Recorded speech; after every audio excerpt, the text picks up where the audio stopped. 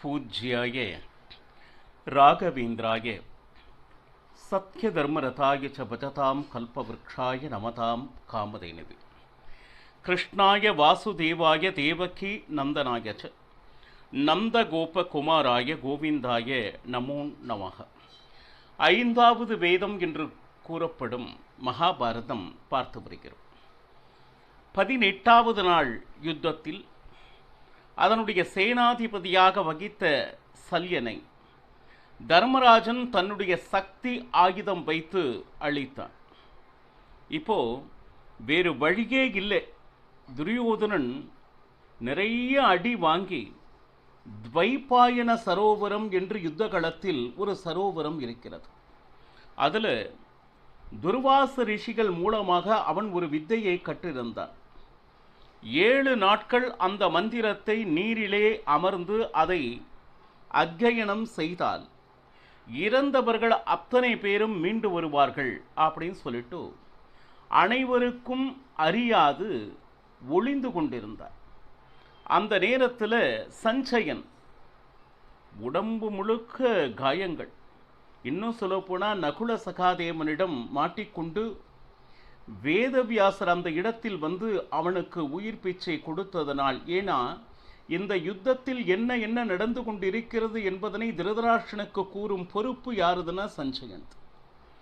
அங்கு கூறிக்கொண்டே தினசரி யுத்தத்திற்கு வென்று தன்னுடைய பங்கிற்கு யுத்தத்தை ஆற்றி சென்று கொண்டிருந்தான். அந்த நேரத்தில் அந்த துவைபாயன சரோவரத்தில் இருப்பதை கண்டான்.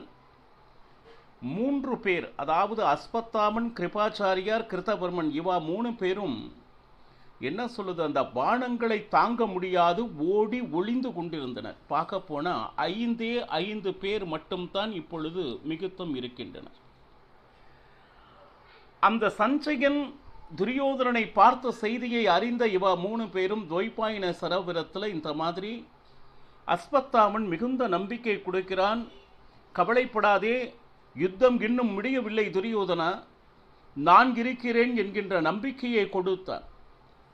ஆனால் இங்குதான் இருக்கிறான் என்கின்ற செய்தியை வேடன் மூலமாக அறிந்த பீமசேனன் பாண்டவர்கள் அங்கு வர ஆரம்பித்தனர். உடனே எல்லாரும் ஓடி ஒளிந்தனர். அந்த நேரத்தில் அந்த சரோவரத்திற்கு முன் நின்று தர்மராஜன் பலவிதமான வார்த்தைகள், ஒரு மகாராஜன் என்பவன் இப்பொழுது நீருக்குள் ஒளிந்து கொண்டு இருப்பது என்பது ஒரு வீரனுக்கு அழகா? இதுதான் சத்திரிய தர்மமா? எழுந்து வா அப்படின்னு சொன்னா, நான் மிகவும் சோர்வாக இருக்கிறேன், விசிராந்தி கொண்டு இருக்கிறேன், நாளைய தினம் போர் புரிகிறேன் என்று ஏதோ ஒரு வார்த்தைகளை சொல்லிக் கொண்டிருந்தார். அப்போ எங்களுக்கு எந்த விதமான விசிராந்தியும் இல்லை, வேணா நீங்களும் போய் ஓய்வெடுத்துட்டு நாளைக்கு வாங்க, நம்ம யுத்தம் செய்யலாம் அப்படின்னு துரியோதனன் அறிவுறுத்த தர்மராஜன் அதை ஒப்பவில்லை. எங்களோடு போர் புரிந்து நீ ஜெயித்து வேணா ராஜ்ய பரிபாலனம் செய், இல்லைன்னா வீர ஸ்வர்க்கத்திற்கு செல், இது ஒன்றே இதற்கு தீர்வு என்று தெளிவாக தர்மராஜன் கூறிவிட்டார். ஏன்னா நீ செய்த எந்த அதர்மங்களையும் நாங்கள் மறக்க தயாராக இல்லை. மெழுகு அரகின மனைன்னு சொல்வாங்க. மெழுகினால் செய்யப்பட்ட வீட்டில் எங்களையெல்லாம் தீ வைத்து அழிக்க நினைத்தவன் நீ. சபையில் எவ்வளவு பெரிய அவமானம் செய்தவன் நீ. பகடை ஆட்டத்தில் அதர்ம மார்க்கத்தில் எங்களுடைய ராஜ்யத்தை எல்லாம் அபகரித்தவன் நீ. இப்படி எந்த ஒரு விஷயத்தையும் நாங்கள் மறக்க தயாராக இல்லை. அப்போ துரியோதனன் சொல்றான், இப்பொழுது நான் எப்படி உங்களோடு யுத்தம் செய்வது? என்னிடையும் படையும் இல்லை, ரதமும் இல்லை, ஆயுதமும் இல்லை, கவச்சங்களும் இல்லை. அப்போ என்னிடம் இப்பொழுது நீங்கள் போர் புரிந்தீர்களானால் இது தர்ம யுத்தம் ஆக முடியாது என்று துரியோதனன் கூற, அடாடாடாடா, தர்மத்தை பற்றி யார் பேசுகிறார்கள்?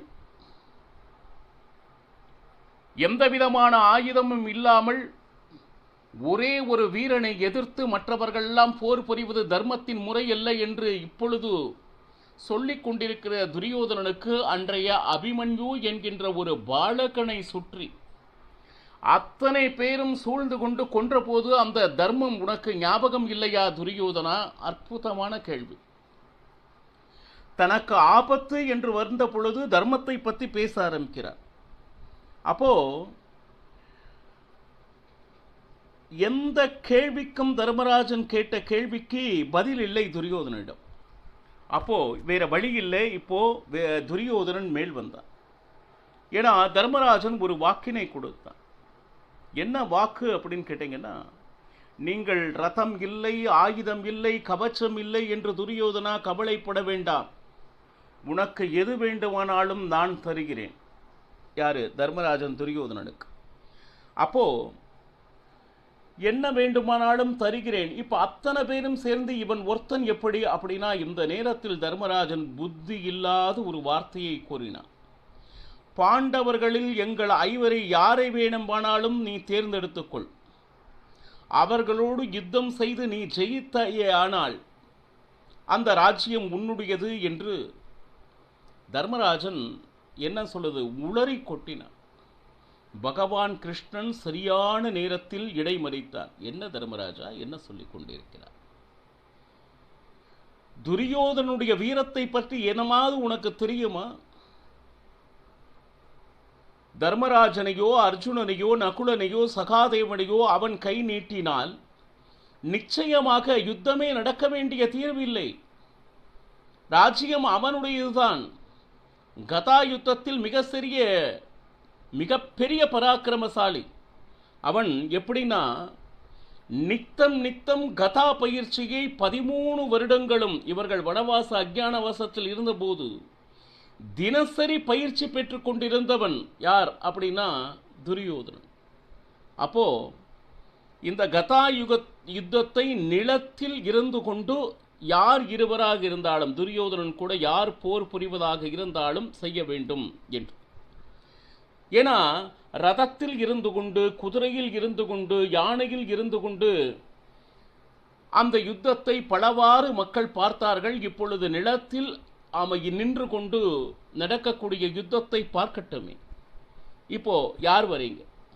இந்த இடத்தில் கிருஷ்ணன் பீமசேனன் ஒருவனே இதற்கு சரியானவன் என்று கூற.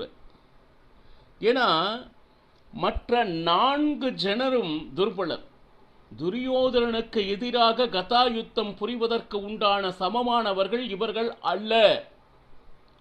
ஏன்னா அவசரப்பட்டு தர்மராஜன் வார்த்தைகளை விட்டு கொண்டிருந்தான். சரியான சாத்துரியமாக எப்பொழுது எந்த நேரத்தில் எந்த முடிவு எடுக்க வேண்டுமோ பக்தர்களுக்கு கூட இருந்து அவர்களை வழிநடத்துவதும் பகவான் கிருஷ்ணன்.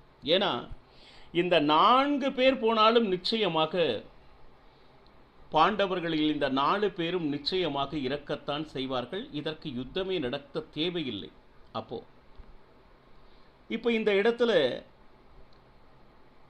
நீங்க யார் வேணா வாங்க, ஒவ்வொருத்தரா வாங்க, அத்தனை பேரையும் இன்னைக்கு நான் சம்ஹாரம் செய்கிறேன் என்றபடி துரியோதனன் கர்ஜித்தான்.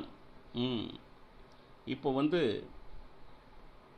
பகவான் கிருஷ்ணன் சொல்லிக் கொண்டபடி பீமசேனன் துரியோதனனை எதிர்க்கலாம் அப்படின்னு சொல்லிட்டு. ஏன்னா இதுல 2 விஷயம் என்னன்னா, ஸ்வாபாவிகமாகவே இயற்கையாகவே பீமசேனன் அந்த கதா யுத்தத்தில் மிக பலிஷ்டன். இன்னொருவன் பயிற்சியினால் கை தேர்ந்தவன். பீமசேனன் ஸ்வாபாவிகம்னா இயற்கையாகவே வீரன், பயிற்சி பெற்றவன். இவா 2 பேரிடம் யார் சிரேஷ்டன் அப்படின்னா பகவான் கிருஷ்ணன் இந்த இடத்தில் கூறுகிறான், பீமசேனனா துரியோதனனா என்றால் நிச்சயமாக துரியோதனன் சிரேஷ்டன். கிருஷ்ணனுடைய வார்த்தை பாருங்க. ஏன்னா அவனுடைய வீரம் நிச்சயமாக பெரியது என்பதை நீங்கள் யாரும் அறியவில்லை. இப்பவும் சொல்கிறேன் தர்மராஜா ஒரு ரகசியத்தை. என்னது? இந்த இடத்தில் தன்னுடைய குரலினை தாழ்த்தி சொன்னான், தர்ம மார்க்கத்தில் துரியோதனனை வீழ்த்த முடியும் என்று மட்டும் நீங்கள் தயவு செய்து நினைக்காதே. நிச்சயம் அவனை தர்ம மார்க்கத்தில் வெல்ல முடியாது. ஏன்னா எப்ப பார்த்தாலும் நீங்க பேசக்கூடிய வார்த்தைகள் எல்லாம் இந்த குந்தியினுடைய புதல்கள் எப்பவுமே வனவாசத்துக்கு போவதுதான் லாயக்கு என்பது போல் நீங்கள் நடந்து கொண்டிருக்கிறீர்கள். இந்த இடத்தில் பிரதிஜை, புத்திசாலித்தனமாக கதா யுத்தத்தை முன்மொழிந்தவன் யாருன்னா துரியோதனன்.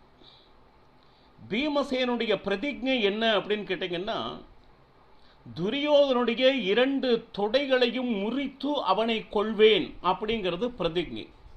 பீமசேனுடைய பிரதிஜை கண்டிப்பாக நிறைவேறணும்.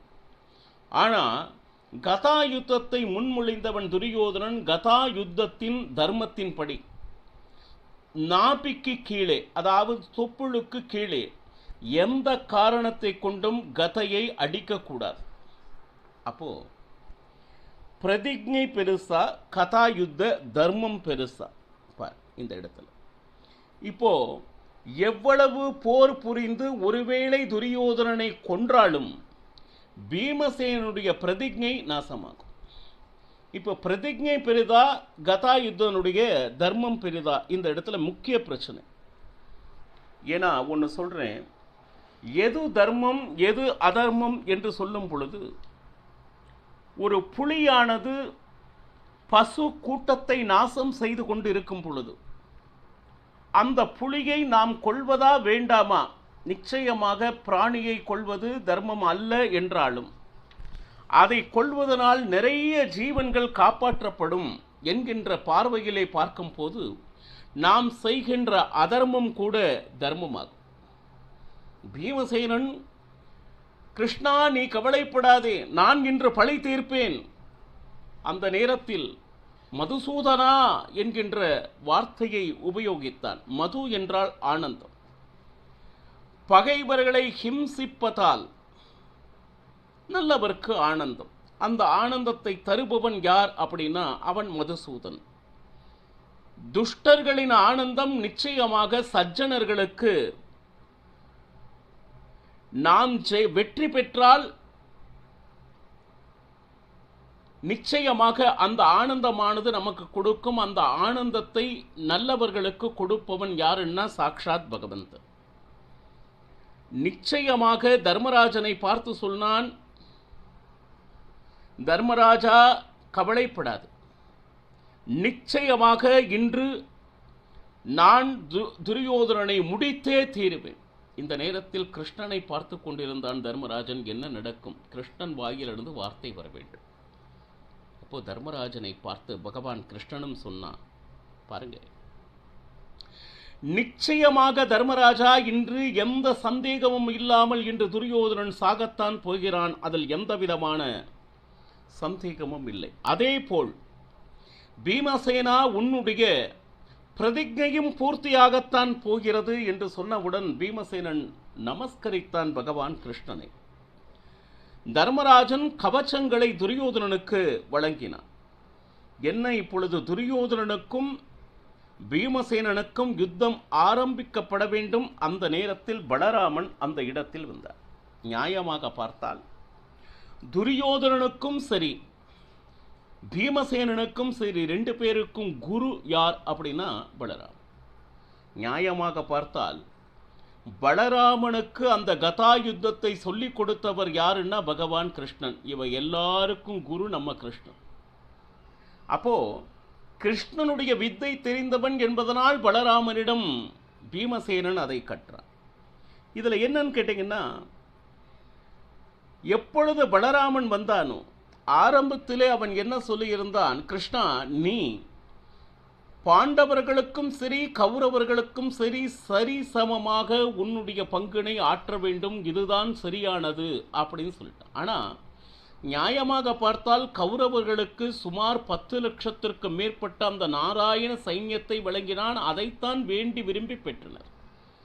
கிருஷ்ணனை பொறுத்தவரை அவர்கள் என்ன கேட்டார்களோ அதை கொடுத்தான் என்பதுதான் உண்மை. இப்போ உண்மையாலுமே வித்தை தெரிந்து கொள்வதற்காக துரியோதனன் பலராமனிடம் கதா பழகினானா அப்படின்னா இல்லை. எப்படியாவது சுபத்ரை அவளை திருமணம் செய்ய வேண்டும் என்கின்ற அந்த எண்ணத்தினால் துரியோதனன் பலராமனிடம் வித்தை பயில வந்தான். அப்போ குருவினிடம் எதை நினைத்து வந்தான் அப்படின்னு பார்த்தா, பூரணமான கதா யுத்தம் துரியோதனனுக்கு தெரிந்ததா என்றால் இல்லை. இந்த யுத்த ரணாங்கத்திற்கு முன்பாக 2 பேருக்கும் சரிசமமாக உதவ வேண்டும் என்று பலராமன் சொன்னால் கிருஷ்ணன் செய்வதை பிடிக்காமல் தீர்த்த யாத்திரைக்கு சென்று விட்டான். யார்? பலராமன். உடனே கிருஷ்ணனை பார்த்து பலராமன் கூறினான், இதோடு 42 நாட்கள் ஆனது கிருஷ்ணா. புஷ்ய நட்சத்திரம் அன்று இந்த யுத்தமானது பிராரம்பமானது.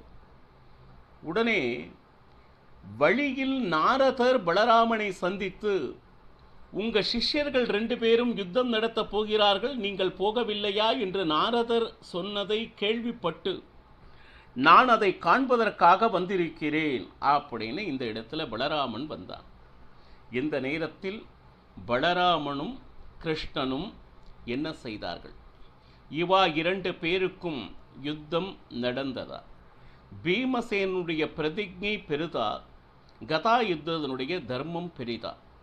இது சம்பந்தமான அனைத்து விளக்கங்களும் நாளை பருகலாம். சர்வம் ஸ்ரீ கிருஷ்ணார்ப்பணமஸ்து. ஹரே ஸ்ரீனிவாசா.